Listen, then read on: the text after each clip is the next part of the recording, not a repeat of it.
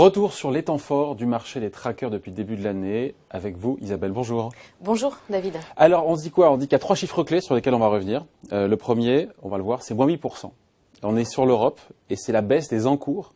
Il faut m'expliquer ce qu'est un encours, évidemment, sur les ETF, donc en Europe, depuis jusqu'à fin mai. Jusqu'à fin mai, exactement. En fait, depuis le début de l'année.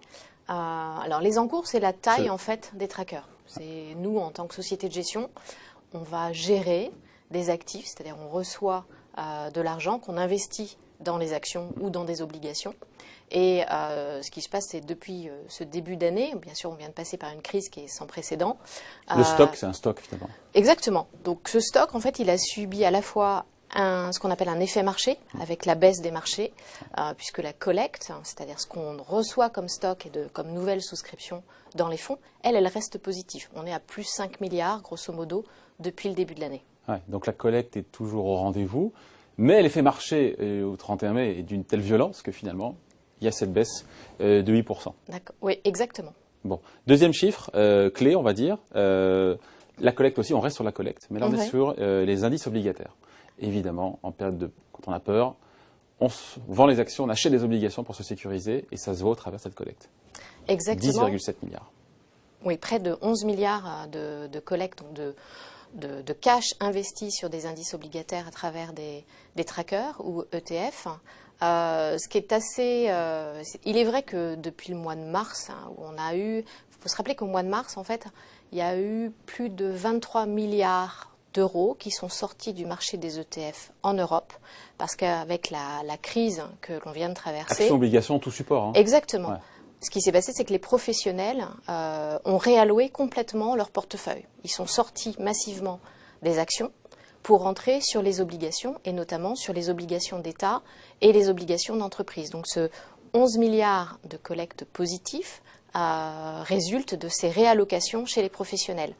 Quand on parle, nous, avec les banques privées, ce qui est paradoxal, c'est que les banques privées nous disent la clientèle de particuliers, elle n'a pas trop bougé pendant la crise. Elle est restée relativement sereine. Par contre, les professionnels, eux, sont sortis des actifs risqués. Les professionnels qui paniquent et le client privé qui reste plutôt serein. Alors, le professionnel, c'est pas qu'il panique, c'est qu'il a un objectif, c'est d'allouer sur les marchés et d'aller, quand il voit que les marchés sont chahutés, d'aller chercher des classes d'actifs qui sont un peu plus, on va dire, sécurisantes pour le portefeuille, moins risquées. Où est-ce qu'on a vu tout ce qui est collecte, décollecte, sur quelle classe d'actifs, sur quel support d'investissement il y a eu le plus de collecte et de décollecte, quand on regarde plus finement?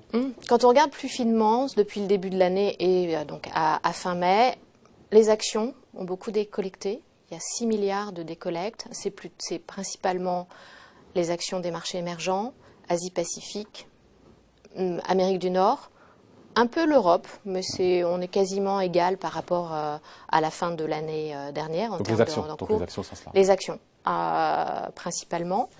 Et puis sur là où on voit que les actifs se sont reportés, ce sont sur les obligations, mais tout ce qui est obligations des pays émergents et obligations de haut rendement, elles aussi ont connu des décollectes assez importantes. Voilà, donc collecte sur l'obligataire, et puis surtout, ça sera le troisième chiffre clé, le dernier. Forte collecte, une tendance de fond qui était déjà là, qui s'est peut-être accélérée avec la crise sanitaire, c'est l'ESG. Tout ce qui est environnemental, social et de gouvernance. 10 milliards d'euros, dernier chiffre, 10 milliards d'euros, on est en Europe encore une fois, en 5 mois de collecte.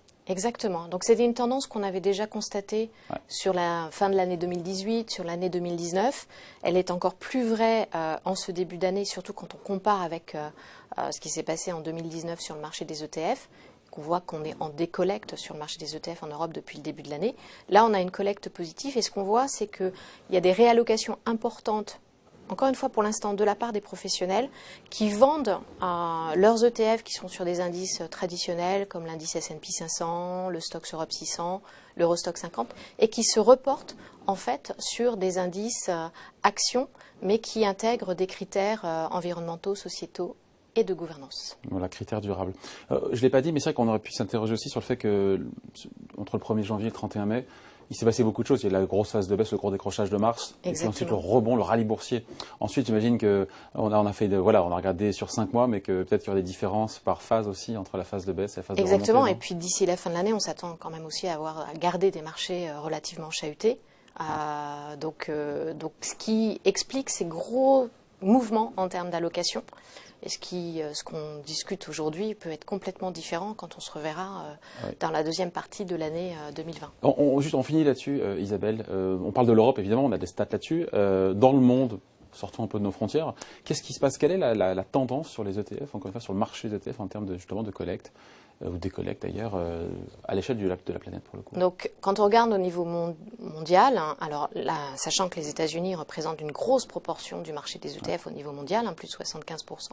Les 3/4 du marché mondial des ETF, les 3/4, exactement. Ce sont les Américains. La dynamique, elle est restée forte pendant toute la période du début de l'année jusqu'à fin mai, jusqu'à maintenant, même pendant la crise.